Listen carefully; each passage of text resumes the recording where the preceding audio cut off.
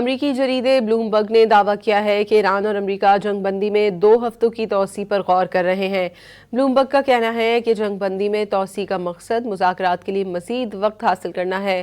ثالث ممالک آبنائے ہرمز اور یورینیم افزودگی جیسے مسائل کے حل کے لیے تکنیکی بات چیت کرنے کی کوشش کر رہے ہیں۔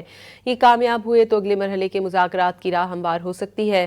اس سے قبل امریکی نیوز ویب سائٹ ایکسیوس نے کہا تھا کہ امریکہ اور ایران جنگ کے خاتمے کے لیے فریم ورک معاہدے کے قریب پہنچ گئے ہیں اور امریکی اور ایرانی عہدیداروں کے درمیان مذاکرات میں منگل کے روز پیش رفت ہوئی۔